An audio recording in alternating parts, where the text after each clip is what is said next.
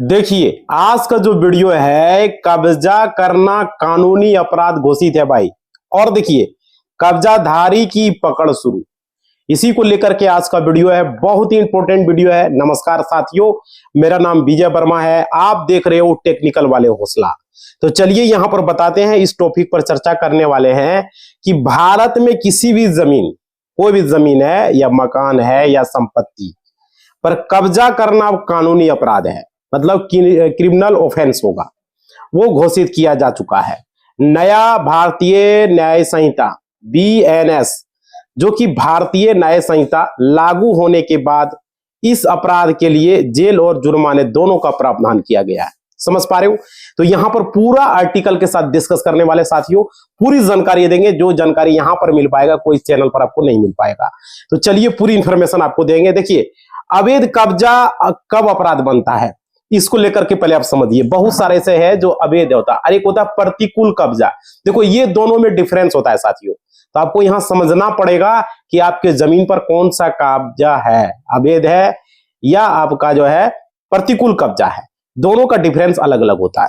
अब देखिए यहां पर समझिएगा, अधिक कोई व्यक्ति, मतलब कोई व्यक्ति किसी और की संपत्ति पर जबरदस्ती, धोखे से या बिना कानूनी अधिकार के कब्जा करता है तो यह अपराध माना जाएगा।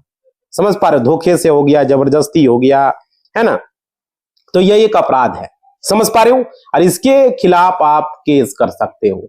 अब देखो यहां पर क्या है कि कब्जाधारी के पास कोई वैध दस्तावेज, जैसे कि उसके पास लीगल डॉक्यूमेंट होना चाहिए जमीन का, जैसे आपका रजिस्ट्री हो गया, या तो पट्टा हो गया, या वारिस का प्रमाण पत्र हो गया, ठीक है, यानी वसीयत जिसको आप लोग बोलते हो। अगर नहीं है तो वो अवैध कब्जा कहलाएगा। आप समझ में आ गई बात? अवैध कब्जा किसको कहते हैं, ठीक है। अब देखिए, नई व्यवस्था में अगर ऐसा प्रमाणित होता है कि व्यक्ति ने जानबूझकर किसी की जमीन ली है, तो पुलिस जो है सीधा FIR दर्ज करके गिरफ्तारी भी कर सकती है। पुलिस को यहां पर पावर है। इस स्थिति में पुलिस को पावर है, अगर आपके पास कोई डॉक्यूमेंट नहीं है, आप जो है बिना जबरदस्ती किसी के जमीन पर अवैध कब्जा कर रहे हैं, समझ पा रहे हो, जानबूझकर किसी का जमीन पर आप जो है वहां पर जो है, तो वो अवैध कब्जा होगा। क्योंकि आपके पास कागजात होना चाहिए, तभी जाके अगला पार्टी को आप जो है, मतलब कि उसको कह सकते हो कि नहीं भाई हमारे पास भी कागज है, पुलिस को दिखा सकते हो। तो पुलिस यहाँ पर डायरेक्ट कार्रवाई कर सकती है, क्योंकि बिना धोखे से आप वो काम करेंगे, घर बनाएंगे, किसी के जमीन पर कुछ भी करेंगे, तो वो नहीं होता है। पुलिस उस स्थिति में तो आ जाएगा। आप देखो यहां पर क्या है, अगर ये प्रमाणित हो गया तो सीधे पुलिस डायरेक्ट FIR दर्ज कर सकती है इस मामला में। समझ पा रहे हो? अब देखिए कानूनी प्रावधान क्या है, अपराध का क्या प्रकार है, पूरा जानकारी इस वीडियो में देंगे। इस चैनल पर जो मिल पाएगा बाकी चैनलों पर आपको नहीं मिल पाएगा, इसलिए समझिए पूरी जानकारी देंगे। टेक्निकल वाले हौसला आप लोग को पता ही है कि यूट्यूब पर सबसे ज्यादा कानूनी सलाह, जमीन सर्वे और लॉ से रिलेटेड सबसे लॉन्ग वीडियो होता है, आप लोग को पता ही है। तो पूरी जानकारी आप लोग को यहां पर मिलेगा। अब देखिए यहां पर BNS की धारा यहां पर चलती है। एक BNS की धारा है 357। इसमें क्या होता है, आर्टिकल 357 में, इसमें किसी की संपत्ति पर जानबूझ करके कब्जा या अतिक्रमण करना, मतलब किसी के संपत्ति पर जानबूझ के कब्जा कर रहे हैं, अतिक्रमण कर रहे हैं, तो यहां पर ये BNS की धारा 357 लगेगा आप पर, ठीक है। और ये क्या होगा, 3 महीने तक की जेल की सजा होगी। इस धारा के अंतर्गत 3 महीने की जेल की सजा और जुर्माना, मतलब कि जुर्माना जो जज साहब, माननीय न्यायाधीश महोदय जो लगाएंगे, वो जुर्माना या तो दोनों हो सकता है, ठीक है। आर्टिकल 357 में BNS की धारा है, भारतीय न्याय संहिता की धारा। उसके बाद देखिए यहां पे क्या धारा है वो समझिए। यहां पर BNS की धारा 329 है, पहले समझ लीजिए, आगे फिर हम डिस्कस करेंगे इस पर। 329 में क्या होता है, 329 धारा में निजी संपत्ति पर, यानी कि हमारा प्राइवेट संपत्ति है, निजी संपत्ति पर बिना अनुमति प्रवेश करना। हमारे प्राइवेट संपत्ति पर आप आ गए, अब आपने कोड़ खुड़ करने काम चला दिए, वहां पर दीवार देने लगे, समझ रहे हो, तो यहां पर 329 का काम धारा आप लगा सकते हो। और उसमें क्या होगा, 1 साल तक की जेल की सजा है, 1 ईयर जेल की सजा, और क्या जुर्माना दोनों हो सकता है। मतलब जज साहब पर डिपेंड है कि सिर्फ आपको 1 साल का जेल का सजा देगा, जुर्माना भी लगाया जा सकता है, उसका मर्जी है। 10,000, 20,000, 50,000, 1 लाख, 2 लाख, 5 लाख, जो जुर्माना होगा वो जज साहब लगाएंगे। जुर्माना भी होगा, जेल भी होगा। ये या तो सिर्फ जुर्माना होगा या सिर्फ जेल होगा, वो जज साहब पर डिपेंड करेगा। समझ पा रहे हो? तो ये चीज हो गया। आगे देखिए यहां पे, उसके बाद बीएनएस की धारा 351 आता है, 351। इसमें क्या करता है, भारतीय न्याय संहिता, जो नया धारा है जो बता रहे हैं, पुराना धारा आईपीसी की धारा नहीं है, आईपीसी की धारा वो हो गया, चेंज हो गया, बीएनएस में बदल गया। बहुत सारे नए एडवोकेट जो ज्वाइन किए हैं, बहुत सारे पुराने एडवोकेट भी हैं, उनको शायद धारा जो है, बहुत सारे लोगों पुराना ही धारा को चलते रहता है। यहां पर अब आईपीसी नहीं, अब चलेगा बीएनएस। ठीक है, बीएनएस की धारा चलेगा। धारा बदल चुका है और नए धारा 2024 में जो भी धारा बदली हुआ, आप लोग को पता रखना पड़ेगा। समझ पा रहे हो? तो जितने भी जूनियर एडवोकेट वीडियो को देख रहे हो, इस बात को समझोगे और इस तरीके से उसको भी पता होना चाहिए। ठीक है, तो देखिए आगे देखिए, क्योंकि पुराना किताब में वो लिखा हुआ, पुराने धारा पढ़ेंगे, जरूरी है। ठीक है, जिस तरह करंट अफेयर बदलता है, धारा भी बदलता है। अब देखिए यहां पे कब्जे के दौरान धमकी, इस धारा में 351 में कह रहा है कि कब्जे के दौरान धमकी या हिंसा, जब कब्जा वो आदमी कर रहा है, धमकी कर रहा है, हिंसा कर रहा है, इस जमीन को कौन देख लेंगे हम, कौन आता है, समझ रहे हो? तो इस तरह की बात होए तो वहां पर उस आदमी के ऊपर जो कब्जा कर रहा है, धमकी दे रहा है, उसके ऊपर 2 से 7 साल की सजा आप करवा सकते हो। यानी जज साहब कहेगा कि 2 साल होगा, 3 साल होगा, 5 साल होगा, 7 साल होगा। समझ रहे हो? तो यहां पर ये होगा। बताओ, 7 साल तक उसको कब्जा कर रहा है और जबरदस्ती हिंसा भी वो कर रहा है, मारपीट कर रहा है। एक तो ऊपर से जमीन नहीं है उसका, ऊपर से उसके पास कागजात नहीं है। समझ पा रहे हो? तो वहां पर ये चीजें आप कर सकते हो। Clear clear. आगे देखिए, इसके बाद आ जाता है बीएनएस की धारा 111। ये धारा सबसे महत्वपूर्ण है, क्लाउज 7, इसके बारे में चर्चा किए थे हम। अब देखिए, इसको अब समझना पड़ेगा, ये मेन धारा है। देखिए, बड़े पैमाने पर अवैध कब्जा होता है इस धारा के अंतर्गत, समझिएगा। जैसे कि मकान हो गया, जमीन हो गया, ठीक है, इसमें 10 साल की सजा है और जुर्माना का प्रावधान है भाई इस धारा के अंतर्गत। बीएनएस की जो धारा है वो आपका 111 क्लाउज 7 में कह रहा है कि बड़े पैमाने पर जितने भी अवैध कब्जा हो रहे हैं, जैसे मकान का, जमीन का अवैध कब्जा कर रहा है, कोई बना रहा है जमीन पर मकान है, या ऐसे ही जमीन पर अवैध कब्जा कर लिया है, तो यहां पर उस आदमी को जो अवैध कब्जा कर रहा है उसको 10 साल तक की सजा आप करवा सकते हो। समझ पा रहे हो? ये चीजें हैं। तो देखो, हमने आपको धारा बता दिया, जो भी जूनियर एडवोकेट है, जो भी क्लाइंट है, उनको पता होना चाहिए। अब देखिए यहां पर क्या, वकील साहब से पूछ सकते हो कि कौन सा धारा आप लगा रहे हैं, मेरा जमीन पर अवैध कब्जा में कौन सा धारा आप लगा रहे हैं। यहां पर बीएनएस की धारा जो है आप 357 लगा रहे हैं, या समझ पा रहे हो जो बता रहा हूं मैं? क्लाइंट आ गया था थोड़ा सा। अब देखिए यहां पे समझिएगा, यहां पे आप लोगों को बता रहे थे, कब्जा करना भारतीय कानून के अनुसार अब पूरी तरीके से जो है ये क्या है कि अपराध घोषित हो चुका है, ये आप लोग को पता ही है। तो यहां पे देखिए, हमने जो धारा आप लोग को बताया था 329, जो कि आपकी निजी भूमि पर जबरन अगर करता है तो आप 1 साल तक या जुर्माना का सजा का प्रावधान है। आप लोग तो इसमें अलग अलग धारा जो आपको हम बताए थे वो आप नोट कर लीजिएगा, नहीं होगा तो हम स्क्रीन पर लगा देंगे। ठीक है, आप लोग देख लीजिएगा। अब देखिए यहां पे समझिएगा, यहां पर आगे आपको क्या करना है, कब शुरू होती है कानूनी कार्रवाई वो समझिए। यहां पर जैसे कि एफआईआर दर्ज होता है, आपने एफआईआर दर्ज कराया, जो आपका धारा आता है उसमें कब्जाधारी की पुष्टि हो जाती है, तो उसी वक्त पुलिस कार्रवाई शुरू कर देती है, इसमें टाइम नहीं लगता है। ठीक है, अब देखिए, कोर्ट के आदेश के बाद अवैध कब्जाधारी का तुरंत जो है कब्जा छुड़ाया जाता है। समझ पा रहे हो? और कब्जाधारी को सजा के साथ साथ जुर्माना भी भरना पड़ता है भाई, याद रखिएगा। और देखिए यहां पे क्या है, अवैध कब्जा स्पष्ट रूप से अपराध होता है, एफआईआर होते ही कार्रवाई होगी, और धारा 329 अन्य धाराओं का उल्लेख करना जरूरी होगा वहां पर। और मालिक, जैसे कि जो भी धारा आप लगाएंगे, 329 ही नहीं हो, दूसरा भी धारा लगा सकते हैं आप, तो मालिक को कोर्ट के जरिए न्याय पाने का अधिकार है। अगर हम जमीन का मालिक है, लैंड ओनर हैं हम, तो हमको अधिकार है न्याय पाने का। कानूनी सभी प्रकार के कब्जाधारियों पर लागू होगा, चाहे वो किराएदार रहे, चाहे वो रिश्तेदार रहे, चाहे वो कोई भी रहे, किसी पर भी आप कर सकते हो। समझ रहे हो? तो ये चीज है। और देखिए, कोई भी व्यक्ति, ठीक है, आपकी संपत्ति पर अवैध कब्जा अगर करता है तो धारा 329 के तहत आप जो है एफआईआर करके गिरफ्तारी व संपत्ति की वापसी करा सकते हो। ये चीजें आप लोग याद रखिएगा। और अवैध कब्जाधारी को जेल और जुर्माना भी लग सकता है। क्लियर क्लियर समझो? इस प्रकार से किसी भी अवैध अवैध कब्जा की स्थिति में तुरंत कानून का सहारा लें और घोषित धाराओं का सही उल्लेख करें। तो ये समझ में आप लोगों को आ गया, और धारा भी हमने बता दिया, धारा आप लोग को नोट कर लीजिएगा। अब देखिए यहाँ पे समझिए मेन चीज, यहाँ पे क्या चीजें हैं।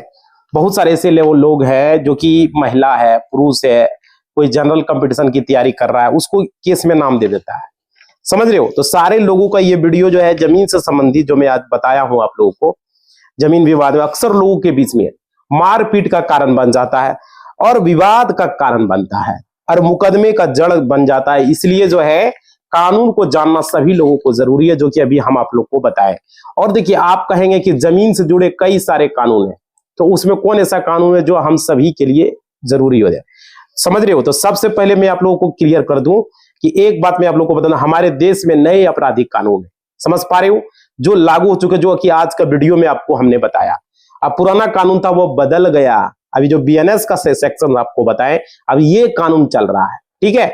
और देखो उसके जगह में नया कानून आया, और इस जमीन विवाद का जो सुलझाने का जो जमीन विवाद स्टार्ट होता है, उसी वक्त कार्रवाई कैसे होती है वो हमने बताया। और देखिए इस नए सेक्शन में सेक्शन भी जोड़ा गया है, और हम सभी आप लोग को अधिक फायदा होने वाला नए कानून के तहत। और देखिए ये कानून कब हुआ हमारे देश में, 1 जुलाई 2024 से नए आपराधिक कानून लागू हो चुके हैं। अब बात करते हैं नए कानून कौन से सेक्शन थे, तो वो आप लोगों को पिछले हम बता चुके हैं, एक बार नहीं होगा और बता देंगे। देखिए हम सभी का फायदेमंद है, और यहां पर समझना है, अगर आपके परिवार फिर आपके गांव में किसी भी तरह का अगर आपकी जमीन जो है वहां पर अगर रेगुलर आप नहीं रह रहे हो, समझ रहे हो, तो फिर आपने किसी को खेती करने के लिए दे दिया है, तो भाई संपत्ति दे दिया, तो वो व्यक्ति उस जमीन पर कब्जा करने के लिए अगर चाहता है, या फिर अपने संपत्ति पहले खरीदी और वो आप उस जगह पे जाके घर बनाना चाह रहे हैं, तो भाई वहां कुछ लोग आपको भगा दे रहे हैं, डरा रहे हैं, धमका रहे हैं, समझ रहे हो। तो आपको यहाँ पे से भाग जाओ, नहीं तो जान से मार देंगे, ये कर देंगे, वो कर देंगे, है ना। आपकी जमीन पर अचानक 10 से 20 लोग आ जाता है और आपकी जमीन पर कब्जा करना चाहता है, समझ पा रहे हो। तो आपके लिए जो कानून हमने बताया, तो इस कब्जा कानून को समझने में थोड़ी सी भी गलती आप न करें। और देखिए ये प्रतिकूल कब्जा भी एक अलग चीज होता है, और अवैध कब्जा जो होता है वो जो करता है वो अवैध कब्जा होता है। प्रतिकूल कब्जा एक अलग चीज होता है, और अवैध कब्जा जो होता है वो अलग, दोनों में डिफरेंस होता है, समझ पा रहे हो। और आज जो हमने आपको बताया है, अवैध जो भी होता है कानून के तहत के बारे में, अवैध जमीन अवैध कब्जा कानून, उसके बारे में आप लोग को बताया पूरी तरीके से। और देखिए जो नया कानून आया है उसमें आपको पता ही होगा, बीएनएस और बीएनएसएस, ये सेक्शन है जिसमें 111 का हमने आपको बताया था, 7 क्लोज 7, ठीक है, 111 आर्टिकल 111 क्लोज 7 में बताया। इसके अंतर्गत कानून क्या कहता है कि इस बात को बिल्कुल सरल शब्दों में समझेंगे आप लोग कि बिल्कुल आसानी से। देखिए अगर आपकी संपत्ति है, चाहे वो गांव में है चाहे वो शहर में हो, कहीं भी आपकी संपत्ति हो, और उस संपत्ति पे आपको कोई डरा रहा है, धमका रहा है, बाहुबली है, तो वहां पर अगर 10 से 20 लोग मिलकर आपको जबरन उस संपत्ति से खदेड़ रहा है, ठीक है, आपको संपत्ति से भगा रहा है, तो आपकी संपत्ति पे या तो बाउंड्री वाल वो कर रहा है, ठीक है, तो वहां पे भाई वहां पर आपको घर बनाना उन्होंने शुरू कर दिया। तो किसी भी तरीके से आपकी संपत्ति पे कोई व्यक्ति ताकत के बल पे अपने लाठी के बल पे, समझ पा रहे हो, आपको हटा रहा है, तो आपके लिए सेक्शन ये बहुत जरूरी है। अपराधी के खिलाफ मुकदमा दर्ज होगा, और इस मुकदमा में या सेक्शन में ये तहत आपको 3 साल से लेकर 10 साल का सजा का प्रावधान है, और नॉन बेलेबल सेक्शन है, और इसका जो मुकदमा चलेगा वो सेशन कोर्ट में चलेगा। याद रखिएगा जो चीजें भी हमने आपको बताया, इसलिए आप लोग को जानना जरूरी है। अवैध जमीन कब्जा कानून या ताकत के दम पर या लोगों को डराते हैं या तो भगाते हैं, ऐसे लोगों को आप सबक सिखा सकते हो, चूंकि ये धारा आप लोग को पता होनी चाहिए, ठीक है। पहले इस तरह का कोई विवाद होता था, लोग पुलिस स्टेशन जाते थे, थाने जाते थे, ठीक है, तो भाई पुलिस कहता था अरे जमीन संबंधी विवाद है, हम कुछ नहीं कर सकते, आप जाइए कोर्ट में केस कीजिए। सही में बात ये है, पुलिस जमीन का फैसला नहीं कर सकता, क्योंकि वो पैसा लेके अगर उस तरह करने लगेगा तो सबका वही होगा ना, उसके लिए कोर्ट बनाया गया है, ठीक है, समझ पा रहे हो।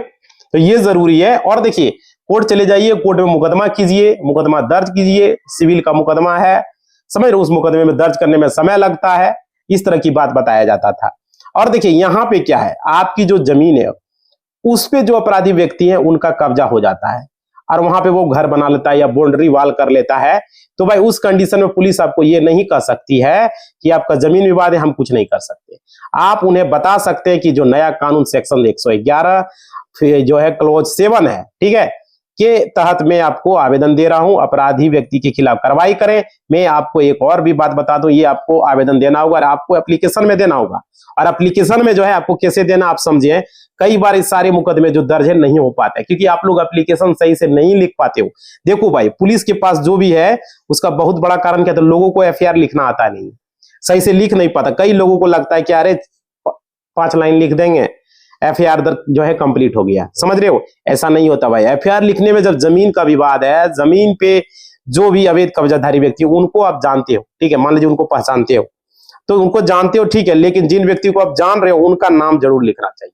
समझ पा रहे हो, कौन अवैध कब्जा कर रहा है, उसका पिता का क्या नाम है, उसका घर कहाँ है, समझ रहे हो, उनके सारा कुछ उनका डिटेल्स यहाँ पर लिख देना। सिर्फ उनका नाम लिखने से नहीं होगा, जानते हो तो लिखो, नहीं जानते तो कोई बात नहीं, पिता का नाम लिखो, एड्रेस लिखो, सारा चीज लिखो, समझ रहे हो। तो यहाँ पर अपराधी जो है बच निकलता है, आप पूरा डिटेल्स नहीं दे पाते उसका। तो ये जरूरी है, आवेदन पुलिस को देने से पहले ये पता कर लें भाई, पता तो चल ही जाएगा ना। तो अपनी जमीन का कोई भी डिटेल्स लिखते हो तो आप सिर्फ ये लिखो कि ये हमारी संपत्ति, हमारी संपत्ति पे 10 से 12 लोग कब्जा कर रहे हैं, हमें मारपीट करके वहां से भगा रहे हैं, ठीक है, या भगा दिया, हथियार लेकर के हमें डरा दिया, या तो 10 से 20 लोग जो है घेर करके आ गए, हमारी संपत्ति से वो कब्जा कर रहे हैं। तो अपनी संपत्ति से जुड़ी डिटेल्स जो है नहीं लिखते हैं आप, अपनी संपत्ति से डिटेल्स भी आप लिखें भाई। देखो यहाँ पे समझिएगा, क्योंकि लोगों को अपनी संपत्ति के बारे में जानकारी ही नहीं रहती है। आप देखिए क्या है यहाँ पे, समझिएगा यहाँ पे क्या है, उनका खाता नंबर क्या है, आपकी संपत्ति का प्लॉट नंबर क्या है, तब इस तरह का आवेदन आप लिखें, उसमें खाता नंबर, चौहद्दी, रकबा, समझ रहे हो, सारा कुछ आप लिखें, समझ रहे हो। ये संपत्ति आपको कहां से मिला, किस तरीके से, केवल्ला से मिला, खतियानी जमीन है, वसीयत से मिला, किस तरीके से मिला भाई, सारा डिटेल्स। आपने जिस व्यक्ति से खरीदा उसे आप जानते हो क्या, उसका क्या नाम है, उसके माता पिता का क्या नाम है, वो जमीन उससे कैसे आपको जमीन मिला, समझ रहे हो, कब लिखवाया, क्लियर पूरा लिखो भाई, पूरा मेंशन करो। साथ ही साथ इस बात का एफआईआर में भी लिखे, जो सामने वाला व्यक्ति सिर्फ और सिर्फ ताकत के दम पर हमारी संपत्ति को अवैध कब्जा जो है कर रहे हैं, इनके पास कोई लीगल डॉक्यूमेंट मौजूद नहीं है। समझ पा रहे हो, यह आपराधिक किस्म के व्यक्ति है, एक समूह बना करके, ग्रुप बना करके हमारी जमीन को कब्जा करने के लिए सोच रहे हैं, समझ पा रहे हो। तो ये सारी बातें आपको एफआईआर में लिखनी पड़ेगी, तब जाके उसके ऊपर जो है एफआईआर करोगे। इस विवाद में तत्काल कानूनी कार्रवाई नहीं हो सकती अगर आप पूरा डिटेल्स नहीं लिखोगे। तो समझिएगा, जमीन विवाद में शांति व्यवस्था अगर भंग हो सकती है, खून खराबा हो सकता है, ये लाइन भी वहां पर लिखना है। क्या लिखना है, जमीन विवाद में लिखना, ये जमीन विवाद में शांति व्यवस्था भंग हो सकती है, खून खराबा भी हो सकता है, क्योंकि ये बातें नॉर्मल, अगर वो चीजें लिखोगे तो पुलिस ध्यान नहीं देगा, लेकिन ये बात आपको लिखना है। जब रेगुलर आप न्यूज़पेपर पढ़ेंगे तो आप लोग को पता चलता होगा। तो ये चीजें आप लोग को लिखना है, ये चीजें आपको अक्सर मिल जाएगी। जमीन विवाद में 2 पक्षों में मारपीट हुआ, ये हुआ, वो हुआ, समझ रहे हो, खून खराबा हो गया, किसी भी व्यक्ति की मृत्यु हो गई, समझ रहे हो, चाहे किसी भी पक्ष से हो, पक्ष हो, विपक्ष हो, किसी भी तरीके से, तो कोई फर्क नहीं पड़ता है। तो ये चीजें समझ में आ गया। इस तरह के न्यूज आए दिन न्यूज़पेपर में देखने को आपको मिलता होगा। तो ये क्लियर हो गया। तो इन चीजों को आप नहीं लिखते हैं कि हमारा जमीन विवाद है, हमें डरा रहा है, हमें निकालने की, पुलिस तो क्या लेगा, ये समान विवाद समझेगा पुलिस इसको, फिर आप जो है किसी व्यक्ति को फंसाने की कोशिश भी कर सकते हैं, ये भी तो हो सकता है। कई बार ऐसा होता है, लोगों का कहना, वो कहते हैं कि पुलिस जो है अपराधियों से मिल जाती है, आने की कोई गुंडा से, वो किस्म के व्यक्ति से मिल जाता है, सर भूमाफिया से मिल जाता है पुलिस, तो पुलिस कार्रवाई करने से मना कर देता है, लोगों को कह देता है जमीन विवाद है तो आप कोर्ट चले जाइए, हम कुछ नहीं कर पाएंगे। समझ पा रहे हो। तो भाई इस तरह की आपको पूरी डिटेल्स लिखनी है। आपको जमीन से संबंधित जो भी दस्तावेज है उसका फोटो कॉपी आपको लगाना है। एफआईआर में आप अपना आवेदन पुलिस को दें, उसकी कॉपी अटैच कर देनी है। अब बात मान लीजिए सब कुछ लिख दिया, पूरी तरीके से पूरी डिटेल्स लिखी, ये भी शांति व्यवस्था भंग हो सकती है, खून खराबा हो सकता है, ये आपने अगर लिखा है, आपने जमीन के डॉक्यूमेंट में अटैच कर दिए। इसके बाद भी अगर पुलिस थाने में आपकी कोई कार्रवाई नहीं करती है तो इस परिस्थिति में क्या होता है कि अक्सर लोग, गाँव के लोग देखते होंगे, अरे पुलिस सामने वाला व्यक्ति से मिल गया, कुछ नहीं किया, आपको घबराना नहीं है। लोग नेगेटिव बात करते हैं। देखिए पुलिस कार्रवाई अगर नहीं कर रही है तो लोग अपनी संपत्ति क्या छोड़ देंगे भाई। तो देखो सामने वाले व्यक्ति से जो है मारपीटें करने लगती है, इस परिस्थिति में आप दोनों में किसी भी पक्ष को जो है चोट लगना स्वाभाविक है। आप कानूनी तरीका से काम करें, खून खराबा होना स्वाभाविक है, इस तरह की बात मत सोचें। इस परिस्थिति में अगर पुलिस थाने में पुलिस अधिकारी आपके एफआईआर को लिखने से अगर मना कर रहा है, कार्रवाई नहीं कर रहा है, तो नए कानून के अनुसार क्या है, वह भी कार्रवाई नहीं करता, तो आपको क्या करना, आपको तुरंत घबराना नहीं, आपको एक और एप्लीकेशन लिख रहा है। समझिए क्या लिखना है आपको, उस एप्लीकेशन में लिखना है, ये एप्लीकेशन आपको सुप्रिटेंडेंट ऑफ पुलिस, जिसको आप लोग एसपी बोलते हो, आप लोग को पता ही होगा। सुप्रिटेंडेंट पुलिस को अलग से एक आवेदन लिखना है। आवेदन में लिखना है कि वो सारी बातें लिखनी है जो वहां पर आप लिख के दिए थे, लेकिन जो एप्लीकेशन होगा वो सुप्रिटेंडेंट ऑफ पुलिस को होगी, एसपी को आपको देना होगा। और उसमें आपको 2 लाइन और जोड़ना पड़ेगा। क्या जोड़ना है कि आप अपने नजदीकी पुलिस स्टेशन कब गए, आप कौन से अधिकारी से आपकी बात हुई, ये जरूर नोट कर ले वहां पर, और उन्होंने आपसे क्या कहा, उन्होंने कानूनी कार्रवाई करने से क्यों मना किया, ये बातें आपको उसमें जरूर मेंशन करना है। कब गए, कितना तारीख को गए, कितना बजे गए, आप उस क्यों केस लेने से मना किया, क्यों नहीं लिया, समझ रहे हो। और उसका नाम भी लिखना है पुलिस अधिकारी का, सामने वाला सुप्रिटेंडेंट ऑफ पुलिस इस बात को जान सके। और नजदीकी थाना प्रभारी उन्हें क्यों नहीं कार्रवाई की वो उनसे पूछेंगे, तलब करेंगे। और कई बार ऐसा होता है भाई, तो एक चीज ये समझ लीजिए, आप लोग आप एफआईआर देते हो तो आप सुप्रिटेंडेंट ऑफ पुलिस को भी आवेदन देते हो तो आपका मोबाइल नंबर वहां जरूर देना, ठीक है। अपना मोबाइल नंबर लिखना चाहिए, जरूरत पड़ने पर आपको हो सकता है एसपी ऑफिस से आपको कॉल आ जाए और कर किया जाता है। तो आपकी समस्या जो है, अक्सर लोग जो है यहाँ पे परेशानी में रहते हैं, इसलिए इस बात को समझे। जो भी चीजें मैं बता रहा हूँ, जब भी सुबह यहाँ पर एसपी साहब से मिलने के लिए गए तो उनके ऑफिस में अगर नहीं मिलते हैं तो भाई फिर से जाओ, ये नहीं कि एक दिन नहीं मिला तो नहीं मिला, दोहरा के जाओ। अगर दोहरा भी नहीं मिल रहा है तो इस परिस्थिति में आप वहां पर आवेदन जमा करें और रिसीविंग ले लें, प्राप्त कर लें, वहां पर रिसीव करें और 2 कॉपी, एक कॉपी अपने पास रख लें, एक कॉपी जो आपको वहां प्राप्त हुआ है वो आप लोग अपने पास रिसीविंग प्राप्त रख ले, समझ रहे हो। एसपी साहब अगर काफी दूर चले गए, नहीं है 2-3 दिन तक नहीं आएंगे, लेकिन दोबारा जरूर कोशिश करना है, समझ पूछ लेना कब तक आएंगे, कब आएंगे। तो उसके अगर बाद भी नहीं हो रहा है तो रजिस्टर पोस्ट के माध्यम से भी सुप्रिटेंडेंट पुलिस से आप मिल सकते हो और मिल करके एप्लीकेशन दे सकते हो, ठीक है। मतलब रजिस्टर पोस्ट से आप भेज सकते हो। तो ये चीज है, मिलकर दोगे तो ज्यादा बेटर रहता है, याद रखिएगा। तो एप्लीकेशन जो रजिस्टर पोस्ट में भी आप देखते हैं लास्ट 2 पे रजिस्टर पोस्ट है, ठीक है। इस तरह के जमीन मामले जितने भी है कोर्ट पहुंचता है, सुप्रिटेंडेंट ऑफ पुलिस के द्वारा भी कार्रवाई नहीं होती है, लेकिन अक्सर ऐसा होता ही नहीं है। जब सुप्रिटेंडेंट पुलिस के पास जाता है तो एसपी साहब के पास अगर जाता है निश्चित तौर पे कार्रवाई होती है, याद रखिएगा, समझ, बड़े अधिकारी हैं। लेकिन अगर आप केस मान लीजिए कि कोई इंक्वायरी, कोई कार्रवाई नहीं हुई तो आप रजिस्टर पोस्ट से उनको आवेदन दे दें, ठीक है। तो उसकी रिसीविंग भी हो जाएगा, रिसीविंग ट्रैक कर सकते हैं और पूरा डिटेल्स जो है आप अपना निकाल सकते हो, समझ रहे हो। तो ये चीजें हैं, ये माध्यम से आप कर सकते हो। तो ये हो गया सर भाई, एप्लीकेशन किस तरीके से देना है, रजिस्टर पोस्ट के माध्यम से भी आप भेज पाओगे। लेकिन मेरी माने तो आप ऑनलाइन न भेज करके आप जो है वहां पर मिले जाके एसपी सर से, समझ रहे हो। तो ये हो गया भाई, ठीक है। तो ये आप समझ रहे हो। इसमें अब जो है आप लोग को हम क्या बताए थे कि बीएनएस का जो सेक्शन 111 का जो क्लोज 7 है, उसके अंतर्गत 3 साल से 10 साल का था सजा का प्रावधान में। आप लोग को 1 लाख तक का जुर्माना भी लग सकता है। यहाँ पर ऐसे में जो व्यक्ति सोचते हैं कि ताकत के दम पर या फिर किसी व्यक्ति जिनका जो है सिर्फ और सिर्फ दूसरों की संपत्ति को कब्जा करना है, तो कुछ लोगों को टीम बना करके ऐसे में व्यक्ति को जो है संपत्ति को हड़प लो, डराओ, धमकाओ, संपत्ति से भगाओ। तो भाई यहाँ से आप जो भी है 10, 20, 50 लोग हैं तो उनको जो है यहाँ पर आप इस ग्रुप वाले लोगों को इसके ऊपर कार्रवाई करवा सकते हो, समझ पा रहे हो। तो ये जरूरी है। तो ये धारा आप लोग को जानना पड़ेगा, तभी जाओगा, तभी आपका सहायता हो पाएगा। और देखो इस तरह के मुकदमे दोषी साबित हो जाने पर 1 लाख तक का जुर्माना है, सजा भी होगी अलग से, आपको 3 से 10 साल की सजा है, याद रखिएगा। इस परिस्थिति में बेहतर यही होगा, समझ रहे हो। तो यहाँ पर ये कोई भी संपत्ति हो, पृथक संपत्ति हो, आपकी खुद की संपत्ति हो या आपकी किसी भी तरह की संपत्ति प्राप्त हुई है, तो आप इस बात को जान लें कि आपकी संपत्ति पे कोई अवैध कब्जा करता है, समझ रहे हो। तो इस सेक्शन के तहत आप आवेदन दे सकते हो, पुलिस कार्रवाई करेगी। अब जो मैं आप लोग को बता दिया, युवा वर्ग हो, मैं आप लोग समझ चुके होंगे। आपके पास जमीन के डॉक्यूमेंट रहना चाहिए, समझ रहे हो। आपके अपने गांव में जो भी अपनी संपत्ति को है उसका कागजात रहना चाहिए, तभी आप ऐसा कर पाओगे भाई। अगर नहीं कागजात है तो ऐसे में आप नहीं कर पाओगे, समझ रहे हो। देखिए यहाँ पे समझ, आपको कोर्ट में मुकदमा लड़ना पड़ेगा तभी कुछ कर पाओगे, घबराना नहीं है, पूरी तरीके से कार्रवाई करनी है उसके ऊपर। लेकिन मुकदमा आप तब पढ़ेंगे उसके पीछे तभी भाई, नहीं तो फिर आपके पास उसका खाता नंबर, प्लॉट नंबर, रकबा क्या, चौहदी क्या, सारी डिटेल्स आपको पता होनी चाहिए तभी हो पाएगा। जमीन का नक्शा होना चाहिए, ठीक है, सारी चीजें आपके पास होना चाहिए। तो ये चीजें आप लोग को ध्यान में रखना। तो आज का वीडियो में हम इसी को बात को लेकर के समाप्त कर रहे हैं। आप लोग लाइक करेंगे, शेयर करेंगे, सब्सक्राइब करेंगे, हमें मोटिवेशनल मिलता है आप लोगों के लिए इस तरह का वीडियो बनाने से, समझ रहे हो। तो लाइक शेयर सब्सक्राइब करें, घंटी को दबाएं, ऑल के निशान पर क्लिक करें, ठीक है। और कमेंट करें वीडियो कैसा लगा, नहीं लगा, आपका जमीन अवैध कब्जा है या आपका प्रतिकूल कब्जा, आप लोग कमेंट करके बताएं। किसी भी तरह का जमीन में कोई भी दिक्कत है तो आप लोग जरूर कमेंट करें, लेकिन वीडियो को शेयर करें, व्हाट्सएप, स्टेटस, फेसबुक, इंस्टा हर जगह लगा दे ताकि लोगों तक पहुंचे भाई। टेक्निकल वाले हौसला, इंडिया का नंबर 1 चैनल एडवोकेट का, जो कि आप लोगों के लिए वीडियो बनाता है। और सरकारी योजना से रिलेटेड, बैंकिंग से रिलेटेड सारी जानकारी आपको यहाँ मिलेगी। इसी बात के साथ इस वीडियो को समाप्त कर रहे हैं।